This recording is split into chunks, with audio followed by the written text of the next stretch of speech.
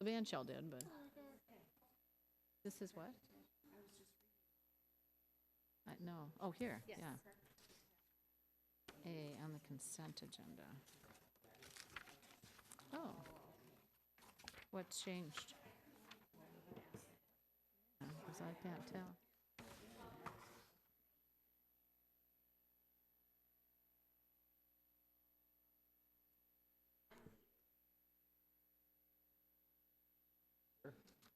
I want to make sure that we're cognizant that we're on the air. All right, at this point, I'd like to call to order the regular Housing and Redevelopment Authority meeting of September 16th, 2019.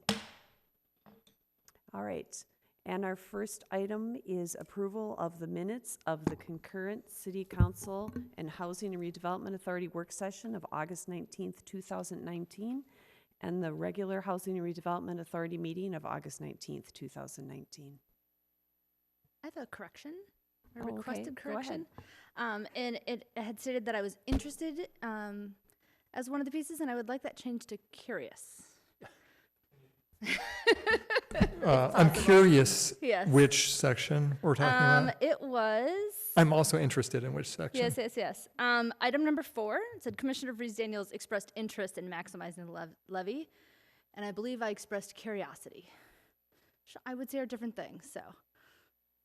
All right, so without objection, if someone would like to move that with that change. I will move that with that change. Second.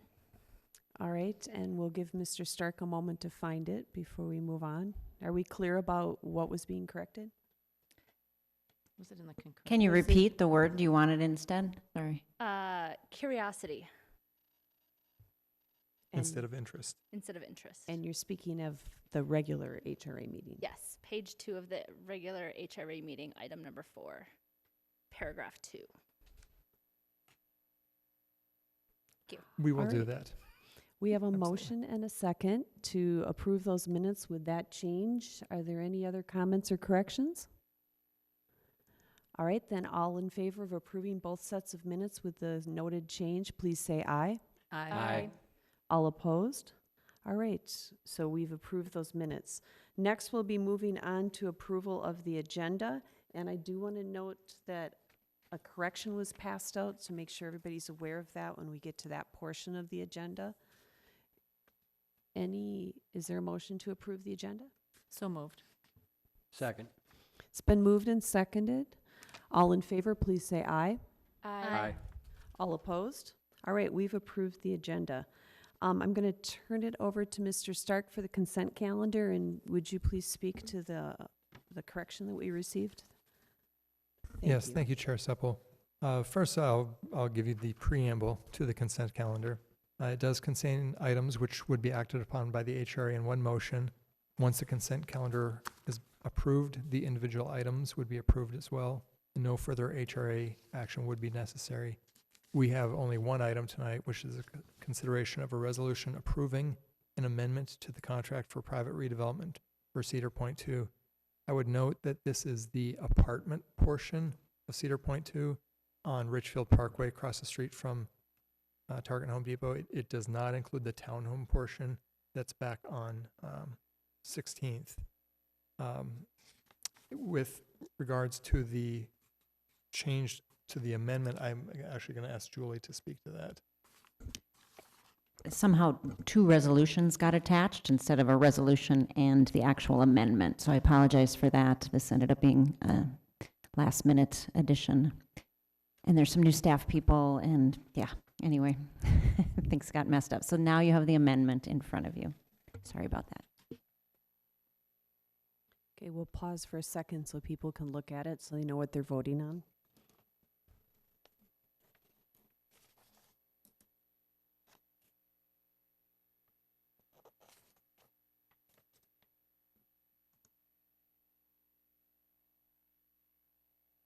So would it be accurate to say that the dates are what are amended? Yeah, it is. You'll see this is done in red line fashion. So on page 1, there are no changes. On page 2, you'll see the closing is changing from September 30th 2019 to March 31st, 2020. And it does then add the provision that I, as the executive director, could extend it by an additional 3 months if the contractor, the developer, had pulled building permits by that point in time. And then in 4.3, the minimum improvements completion would change from December 31st to 2019 to June 30th, 2020, and completion by June 30th, 2022. So those are the changes just in those two sections. Okay, since this is on the consent calendar, does anyone want to pull it for discussion, or do we want to vote on it as in the normal manner of the consent calendar? I have just some questions, but I don't know that pulling it, is that fine? If we, All right, so go ahead. okay. So how much detail can you give as to why these date changes are happening, and how would that impact the future of the project? Would it change the progress or the apartments or? No, I believe the primary reason it's changing, even though the contracts treat the apartment development on the one side and the townhome project on the other side as two unique entities, they are kind of codependent on one another in terms of the back property line and how there are grade changes that are going to have to be made that are going to affect both. Because of the one property that the developer's been able to unable to acquire to date, I think that put the townhome project a little bit behind schedule, which then pushed this a little bit behind schedule. We are keeping pretty close tabs on negotiations with the one outstanding property owner, and I'm more optimistic than I have been in months that is going to transpire. Okay, thank you. Are there any other questions? All right, would someone like to move the consent calendar then? So moved Second. with the amended language. All right, it's been moved and seconded with the amended language. Is there any other discussion or any questions? All right, all in favor of approving the consent calendar, please say aye. Aye. All opposed? All right, we've approved the consent calendar. Next, we have a public hearing regarding consideration of the approval of the Richfield Housing and Redevelopment Authority's 5-year public housing plan. Executive Director Stark. Thank you, Chair Supple, and I'm going to be asking Housing Manager Urban to present this staff report. Chair Supple, members of the HRA, the Department of Housing and Urban Development requires every housing authority to develop a 5-year public housing plan. The plan is created by us, and then it's reviewed by a resident advisory board, and then comments and feedback are also solicited from our tenants. A public hearing must be held on the PHA plan, and the plan has to be approved by the local HRA. Once the PHA plan is approved by the HRA, we will submit it to HUD, and that plan is due October 19th. The PHA plan includes the following. It includes our goals and objectives for serving the needs of low-income, very low-income, and extremely low-income family. We also include a progress report on how the HRA has served these families in the past 5 years. And then finally, we must include the HRA's goals for serving the needs of victims of domestic violence in compliance with the Violence Against Women Act. The plan would be effective from January 1st, 2020 to December 31st of 2024. And that's all I have in the staff report. If you have any questions, I'm happy to answer those. It is a public hearing. So. All right, do we have any questions from any commissioners, or do we want to open it up right away for the public hearing? All right, this is a public hearing. Is there anyone in the audience who wishes to speak or comment?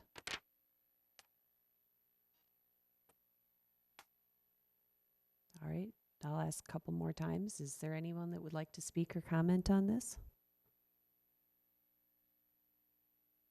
All right, and it looks like no one is moving towards the microphone, and so is there a motion to close the public hearing? So moved. Second. Okay, it's been moved and seconded to close the public hearing. All in favor, please say aye. Aye. Aye. All oppose? All right, we've closed the public hearing. And then are there any additional questions? I would like a little bit of follow-up. I'm curious, because I know I've been asked about this in the past. You mentioned that there has to be provisions for the Violence Against Women Act. Can you just tell us more about that? Well, so there's certain rules we have to follow in terms of providing brochures and information to folks, but it tends to be complying with that and providing that information. So whenever we meet with new clients, that information is provided just to say, these are your rights and these are the resources available. Sure, where we work closely with Cornerstone Advocacy Services out of Bloomington to provide services to people in this situation. And then also on exit interviews, we provide that information again. And so it really is referring to the experts rather than attempting to do any sort of services ourselves. We're just not set up for that.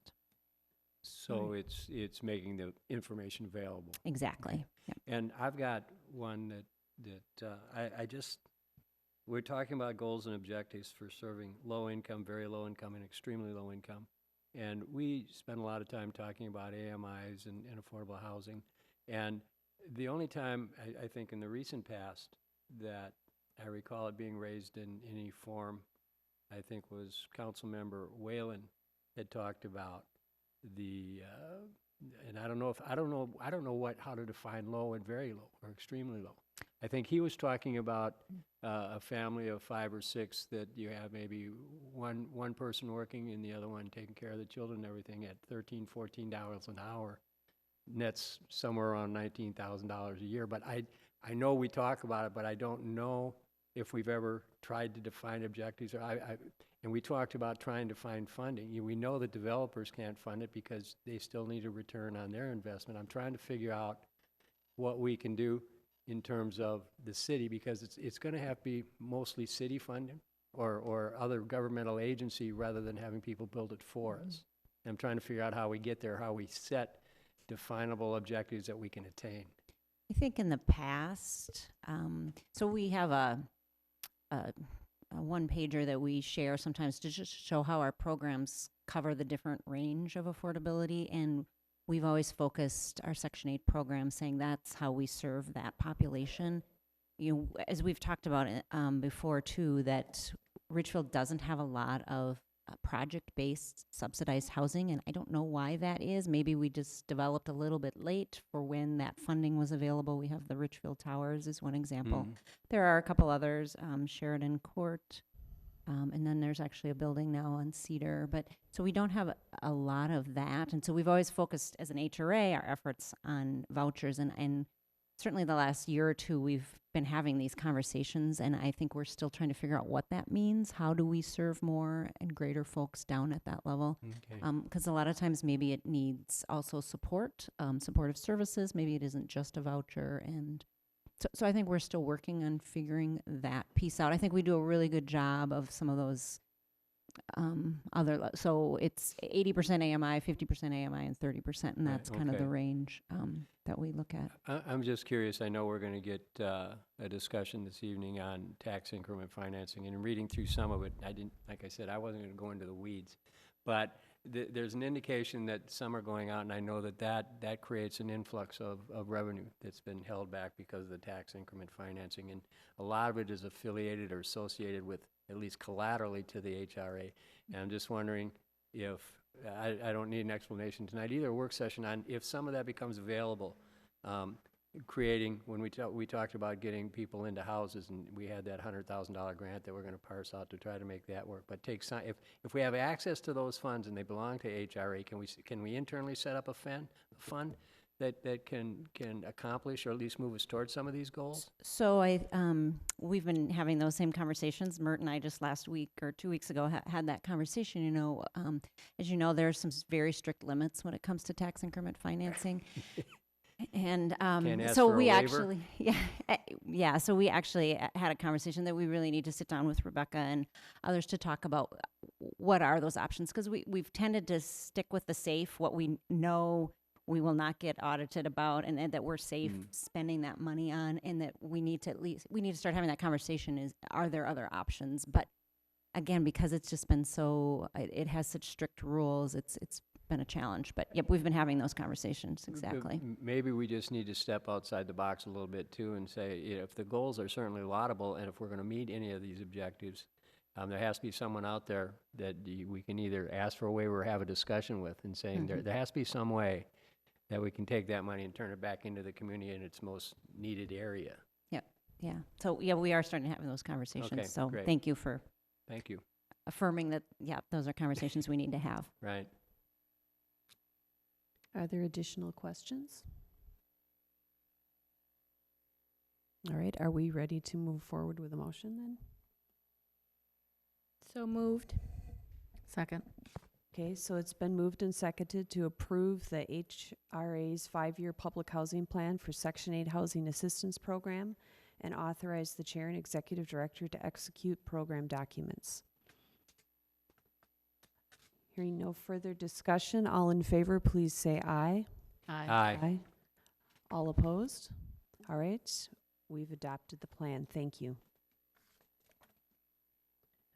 All right, moving on, our next business is consideration of the acceptance of the Richfield Housing Redevelopment Authority Tax Increment Financing District Status Update. So I'll turn it over to Executive Director Stark. Thank you. Thank you, Chair Supple. And I am in turn going to turn this over to our Community Development Accountant, Mert Link, to read the staff report, and she can answer some questions as well. Chair Supple and members of the HRA Board, the Tax Increment Financing District Status Update is presented to the Richfield Housing and Redevelopment Authority annually for review. There are currently 12 active TIF districts. This year, the TIF district status update shows that the HRA is able to meet all of its pay-as-you-go note and general obligation tax increment bond obligations. The HRA is planning to decertify 2 TIF districts before the end of the year, the Interchange and the Gramercy districts. The obligations have been met in both of the districts. Ellers and staff are completing a full analysis of both the districts before the decertification paperwork is submitted to Hennepin County.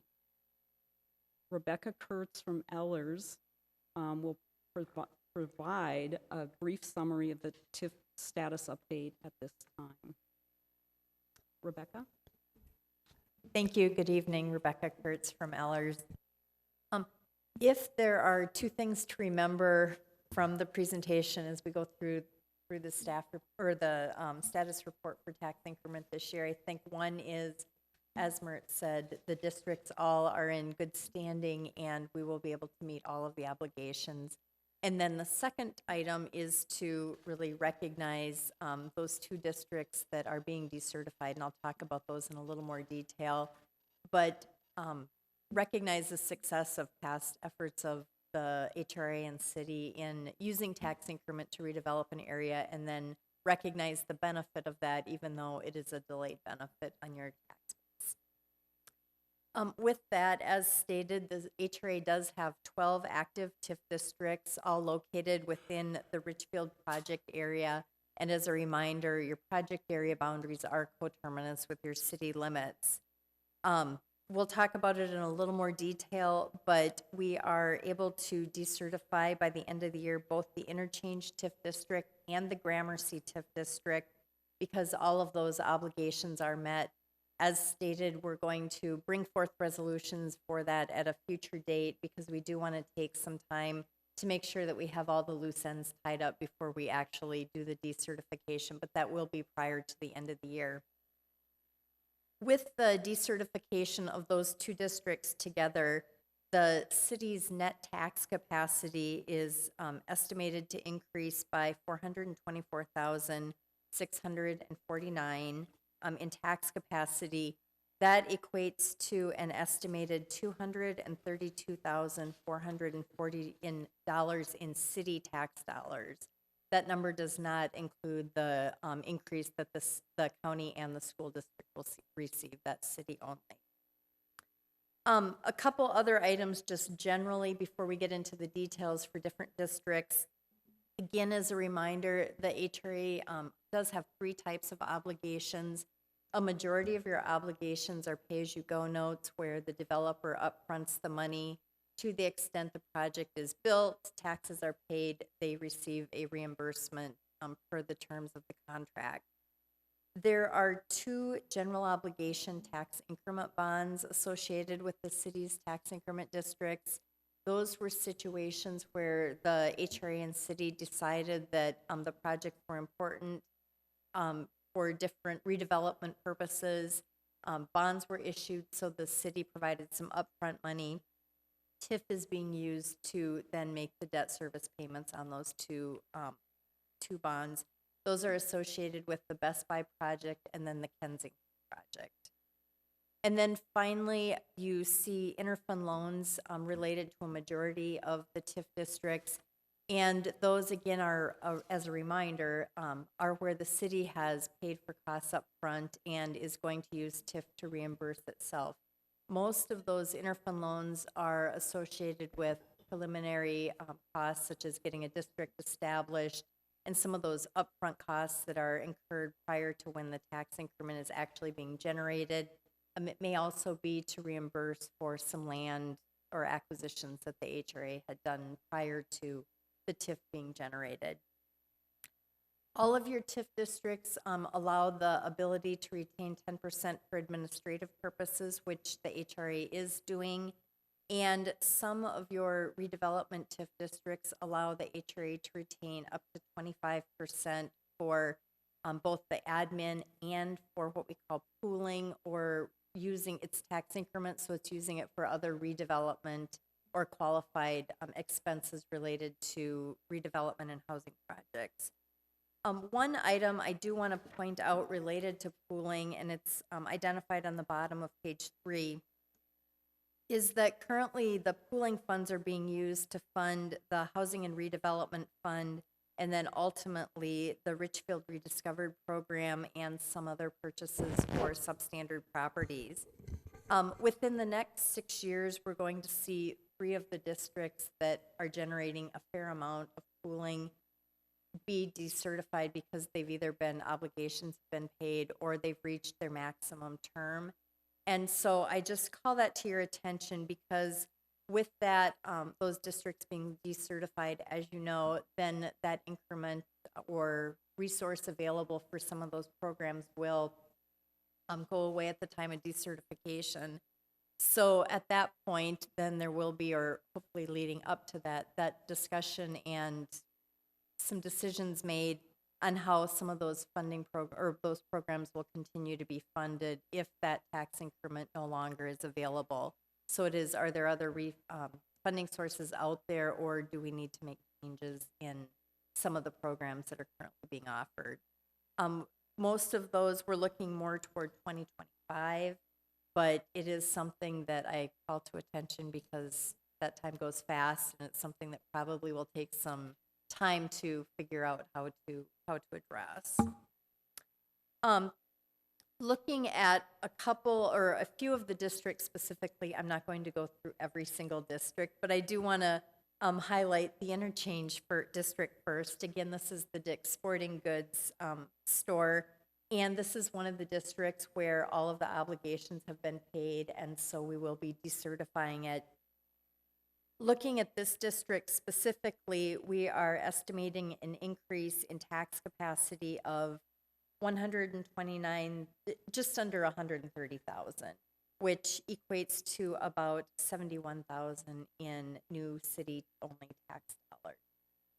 So with that, I also want to call to attention, the legal decertification of this district is 2023, but as I mentioned, we will be decertifying it by the end of this year, so it was decertified a few years early.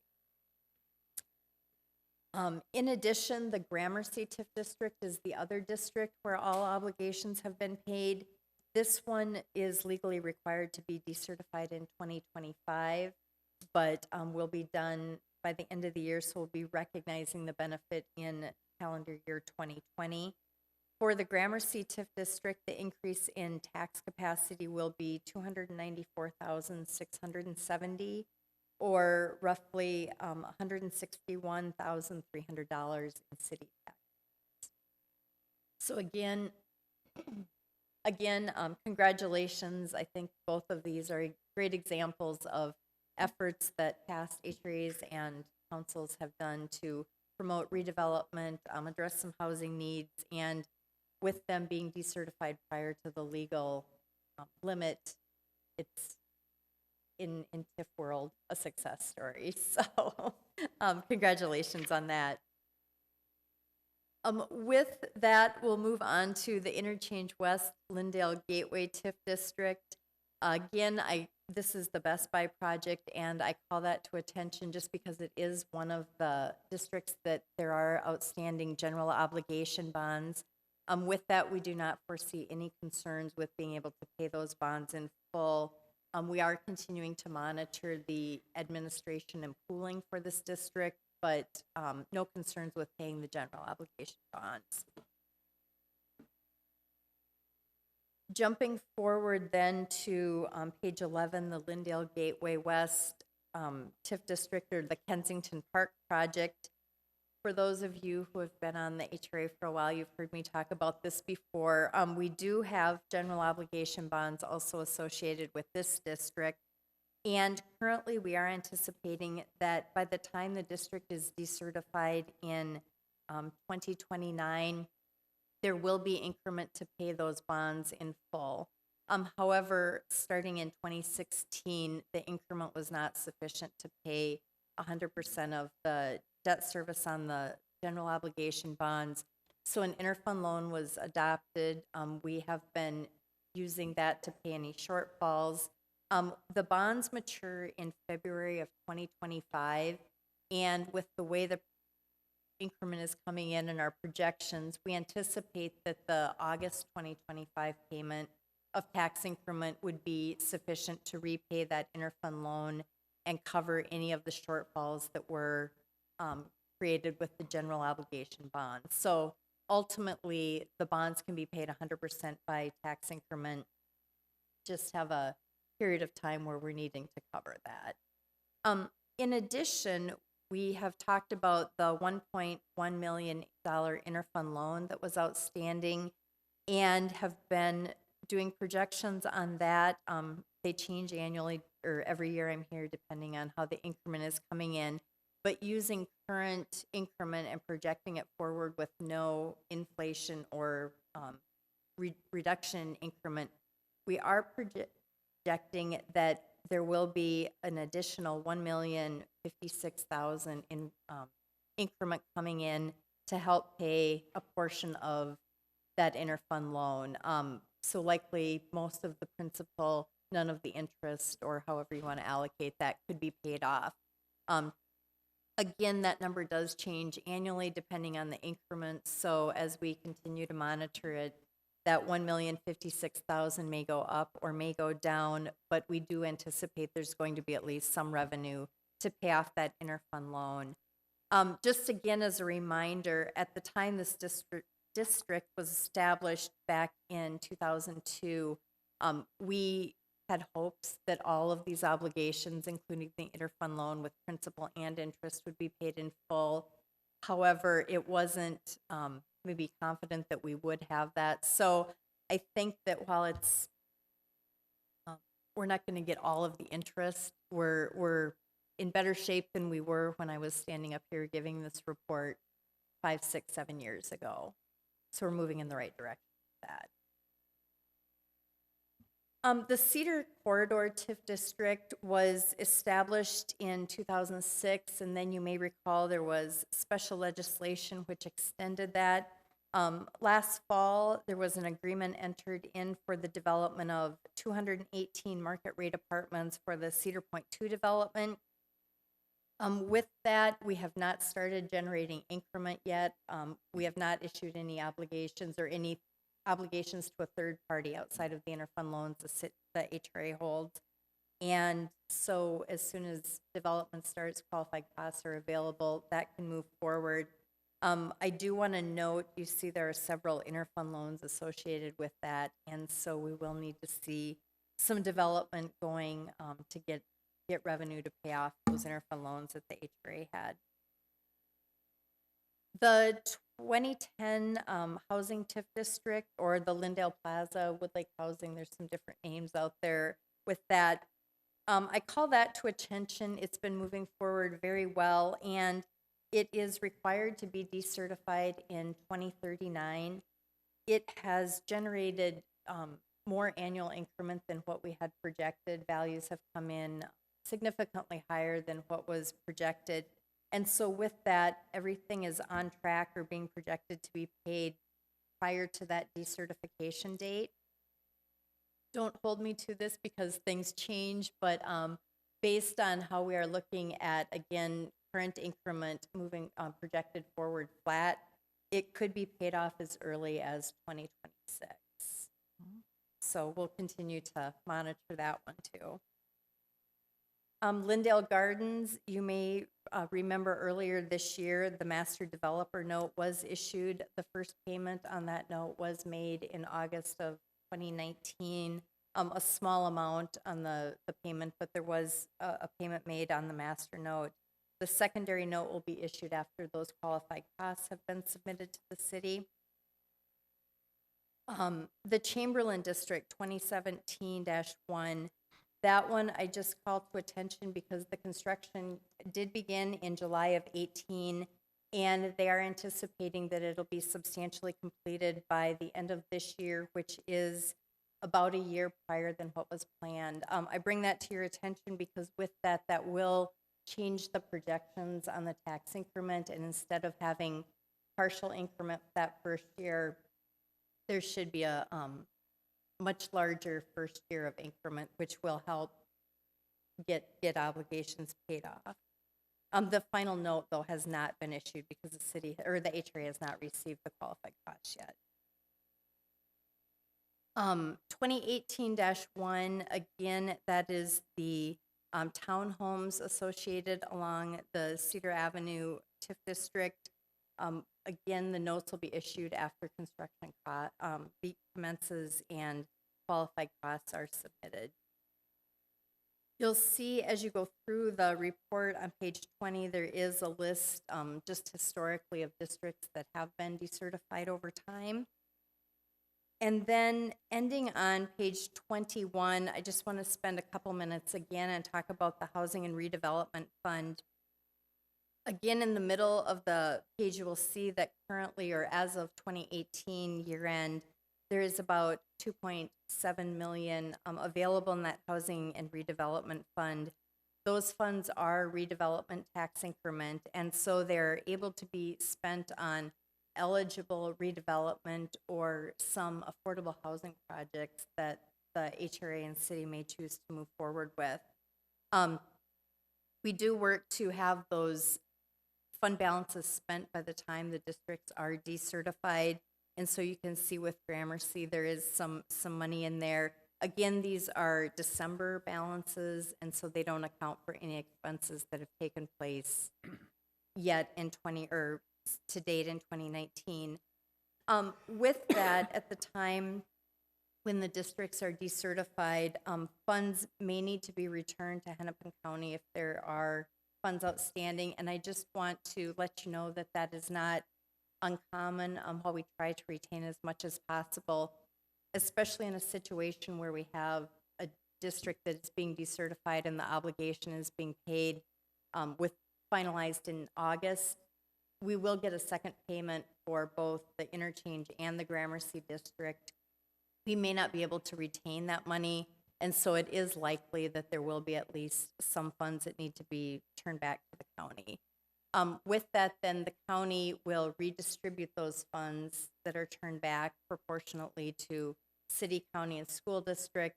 The benefit of that is that they are unrestricted. So when that money comes back, it can be spent any way you want, and it does not have the restrictions that taxing has.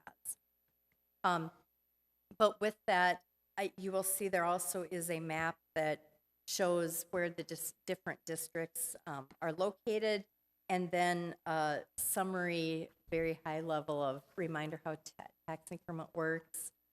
I can talk about stuff like this for hours, but I will stop at this point, and I'm happy to answer any questions. All right, Commissioner Sandal? Thank you, Chair. You were talking about the funds being returned back to the county, and then the county can redistribute. Do they have to come back to Richfield, or can they distribute them any place they want? They would have to come back to Richfield. So, for example, if Richfield with the TIF district turned back $100,000 in tax increment, it would then go back to the city of Richfield. Hennepin County would retain their proportionate share, and the school district would get their proportionate share.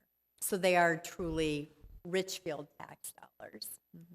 Maybe I could put a blunter point to it. So if you look on page 21, the Housing Redevelopment Fund, that's about 2.8 million. I would say we were doing a better job in the past of spending that down. Richfield Rediscovered is a program we spend a lot of this money on. One of the things with the strong housing market, though, in the past with Richfield Rediscovered, we were buying underpriced properties at very low values. As the market has really jumped up, first of all, buyers are out there buying the underpriced properties, and we'd be in a competitive situation with that. And I don't know that that's a good role for government to be in, is competing with buyers for houses. But secondly, we just can't afford many. So we're spending less. That $2.8 million, if we were to never spend it and we turn it all back to Hennepin County, we would get about a third, the city of Richfield would get about a third of that back in taxes. So we would lose that opportunity cost of, nearly $2 million. We are, and Commissioner Elliott had mentioned this earlier, we're looking at more creative ways of spending the Housing Redevelopment Fund, both on affordable housing, but also on continuing to acquire maybe commercial properties that are dilapidated, things like the Bumper to Bumper site or the El Jalapeno Market, doing more of those acquisitions of properties that maybe don't meet community desires in terms of the condition of the property. So, I would much rather see the HRA spend the $2.8 million than to see a third of that get returned to the city in some future year. Are there other questions? I actually had one. You mentioned with this, I think it was Cedar Point 2, that they hadn't started yet. Is there at some point where if it takes too long to start something, there's not enough time left in the increment to pay it off? Are we anywhere close to being in danger of that happening? With the Cedar Point 2, there's two answers to that depending on which part of that we're looking at, because again, the here. So the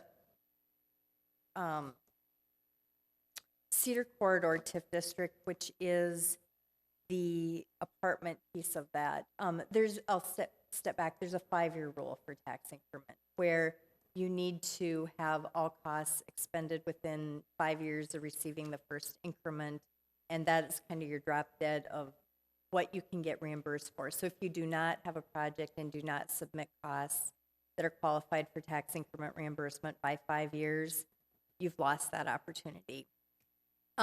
With the Cedar Corridor TIF district, or the market rate apartment part of that project, it was formed under special legislation, so there is not a 5-year rule. The point, I guess, with that one will be the longer it takes to get the increment started, the less increment there will be to reimburse for all of the expenses. That district is required to be decertified by 2043. So in some ways, the sooner that the project gets developed, the sooner increment starts, the more increment can be generated to pay off the pay-as-you-go note and the 3 interfund loans associated with that district. With the 2018-1 district, or the owner-occupied townhomes, that one will have a 5-year requirement. So with that, we approved the district in 2018. It was certified for 2019, so we'll have 5 years from 2019, or the developer will have 5 years from 2019 to submit all of the costs that are going to be reimbursed to the developer through tax increment. And again, the sooner you get that submitted and get the project built and get that increment going, the more opportunity you have to generate that increment. With both of them, they're relatively early in the process, so we have time in a couple years. If we haven't seen development, then it would be a different discussion. All right, thank you. That was very helpful. One other question, you were talking about at the Interchange West that we had the interfund loan and we probably could pay most of the principal but not the interest. What happens then if we don't pay that off? Is that just something we eat and we lose the money? Or Yes, my apologies on not addressing that in more detail. With that, you actually are not required to pay back the interfund loan at all. So to the extent that increment comes in, you'll collect as much as you can, and any amount of principal and or interest that is not collected will be written off. I don't want to say that we don't want to collect that interest revenue, but I think to the extent that we can collect as much principal, it is, again, a much better position than what we were looking at 6-7 years ago. So, but there is no obligation to have to pay that off or find another funding source, but it will impact overall funds available for the HRA. all right, thank you. And Mr. Stark? I would just add one last thing. Ms. Kurtz had mentioned that we're decertifying 2 districts this year, and those would result in about $232,000 in additional city tax dollars. So back when the city council, when we were preparing the city budget in June, July, we weren't quite ready to make that statement at that point in time. And so the city council adopted a levy without the knowledge that these were going to be decertified. And so this additional $232,000 in tax revenues will actually buy down the levy a little bit more. And so the levy should be a little lower than what the city council approved in September. All right, thank you. Are there other questions? All right, and thank you for Thank your you. time. And then the motion before us is to accept the Richfield Housing and Redevelopment Authority Annual Tax Increment Financing District Status Update. I'll move approval. Second. It's been moved and seconded. Are there any further questions? All in favor, please say aye. Aye. All opposed? Thank you. And thank you for all the detail and the clear reporting. All right, so we're going to move on to consideration of authorizing the HRA Executive Director to negotiate a settlement of a Housing and Redevelopment Authority deferred loan at 7005 Columbus Avenue South. Executive Director Stark. Thank you, and I will be passing this off to Housing Manager Urban as well. Chair Supple, members of the HRA. In 2015, Cynthia McRae Winborn, our homeowner, received a deferred loan to make improvements to her property, to her home, in the amount of $15,000. As you know, the deferred loan program provides assistance with home maintenance and repairs for income-eligible households, and it's funded with federal community development block grant funds. Since that time, the homeowner has experienced financial difficulties, and she is now facing foreclosure. She's been attempting to sell her home since the redemption period began last spring. She now has a purchase agreement for $300,000. That amount may not, however, be sufficient to pay all the debts against the property. The primary lender is unwilling to negotiate a settlement at this time. She is in the process of collecting payoff statements and updated title work in an attempt to close on the property before the redemption period ends on September 23rd of this year. At this time, the amount of settlement that she can offer the HRA is unknown. Because of that tight timing, we are asking that you authorize the executive director to negotiate a settlement yet this week if one is possible. I just point out that while it's unknown how much the HRA would be repaid, if foreclosure follows through, we will get zero. So this at least offers us an opportunity to perhaps get something if we're able to, if the numbers work, that there is some money available. The settlement would be contingent, of course, upon receiving the information that tells us exactly what's owed and what might be available. The homeowner is in attendance tonight. She's available to answer questions that you may have of her. Otherwise, I'm also available to answer any questions that you have. And I would just add that, whatever action I took on this would be in consultation with the HRA legal counsel, Julie Eddington. I would be seeking her advice in this. When we talk about negotiating the repayment, that wouldn't be negotiating with Ms. McRae Winborn. It'd really be negotiating with the primary mortgage holder, and we may or may. It really is a question of what the dollars and cents are. So there may not be any availability for the HRA to get a repayment, but to the extent that there is, we will certainly go after that with the primary lender. As Ms. Urban said, if the foreclosure were to occur, the HRA would get nothing, that'd be if we can avoid the foreclosure, that'd be avoiding a lot of resources being put into this by a lot of parties. It'd also be helping Ms. McRae Winborn out of a bad situation. So. All right. Are there any questions? All right. Would someone like to make the motion then? So moved. Second. It's been moved and seconded to authorize the HRA executive director to negotiate a settlement amount for the deferred loan. Are there any further questions or discussion? All in favor, please say aye. Aye. All opposed? All right, we've authorized the executive director. Thank you so much. All right, moving on, we will go to HRA discussion items. Are there any items that anyone would like to discuss? Commissioner Sandal. I was driving past 66th Street, down 66th Street past, First Avenue and Stevens and Second Avenue. And on the south side, there's a lot of vacant land that used to have housing on it.